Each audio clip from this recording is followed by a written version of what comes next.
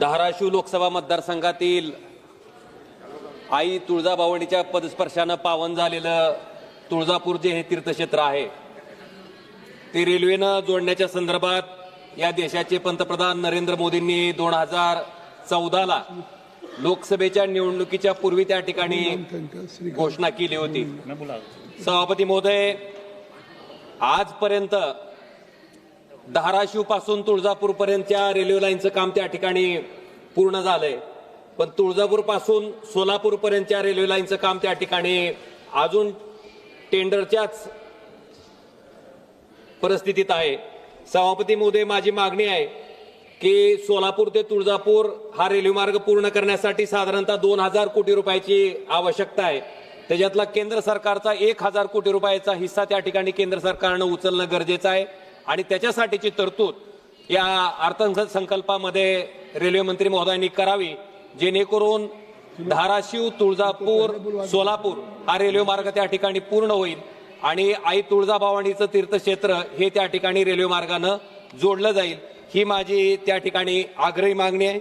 सभापती महोदय, छत्रपती संभाजीनगर या ठिकाणी मराठवाड्याचं विभागीय कार्यालय आहे, त्याचबरोबर उच्च न्यायालयाचं खंडपीठ सुद्धा त्या ठिकाणी छत्रपती संभाजीनगरला आहे।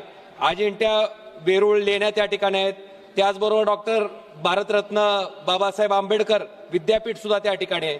त्यामुळे अनेक विद्यार्थी आणि मराठवाड्यातील बहुतांश लोकांना त्या ठिकाणी संभाजीनगरला जावं लागतंय। त्याच्या संदर्भात सर्वे रेल्वेनं त्या ठिकाणी करण्यासाठी बजेटची तरतूद केलेली आहे।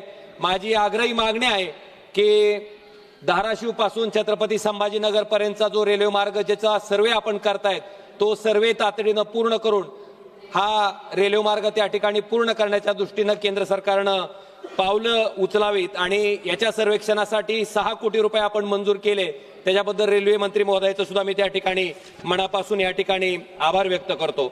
सभापती महोदय, हारंगुळ ते पुणे ही ट्रेन त्या ठिकाणी चालू आहे, पण सध्या ही ट्रेन जी आहे ती पुणे स्टेशन पर्यंत त्या ठिकाणी जात होती, पण दुर्दैवानं आता ही ट्रेन हडपसर पर्यंतच त्या ठिकाणी धावते आणि धाराशिव मधनं लातूर मधनं त्या ठिकाणी जाणाऱ्या अनेक लोकांना पुण्यामध्ये जाण्यासाठी फार मोठी अडचण त्या ठिकाणी निर्माण होती आहे।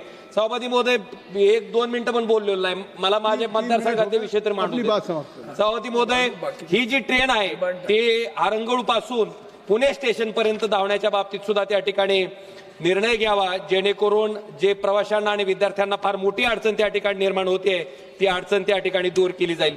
सभापती महोदय, माझ्या धाराशिव लोकसभा मतदारसंघामध्ये ज्या ट्रेन धावत आहेत त्याच्यामध्ये कळंब रोड स्टेशन हे इंग्रजांच्या म्हणजे ब्रिटिशांच्या काळापासून नॅरोगेज होती तेव्हापासूनचं हे स्टेशन आहे। सभापती महोदय, या कळंब रोड स्टेशनला त्या ठिकाणी लातूर मुंबई एक्सप्रेस या ट्रेनला कळंब रोड टरवळे या ठिकाणी थांबा देण्याच्या बाबतीत मी कित्येक वर्षापासून म्हणजे ज्या दिवशीपासून खासदार झालो त्या दिवशीपासून प्रत्येक अधिवेशनात ही मागणी करतोय।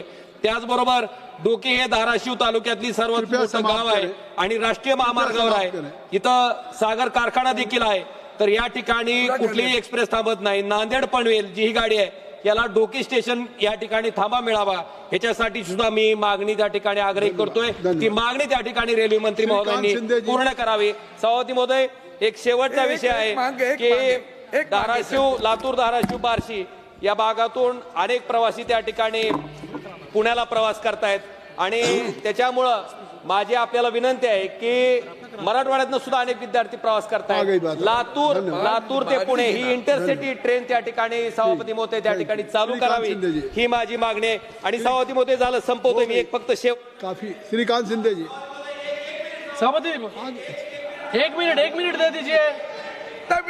सभापती महोदय, आपण रेल्वे मंत्री महोदयांनी हाय स्पीड कॉरिडॉर त्या ठिकाणी जाहीर केलाय, एक आहे मुंबई पुणे आणि दुसरा आहे त्या ठिकाणी पुणे सिकंदराबाद, तर हा पुणे सिकंदराबाद जो कॉरिडॉर आहे तो त्या ठिकाणी धाराशिव मार्गे लातूर मार्गे त्या ठिकाणी करावा, ही माझी आग्रही मागणी सन्माननीय रेल्वे मंत्री महोदयांना। धन्यवाद सभापती महोदय। श्रीकांत शिंदे जी।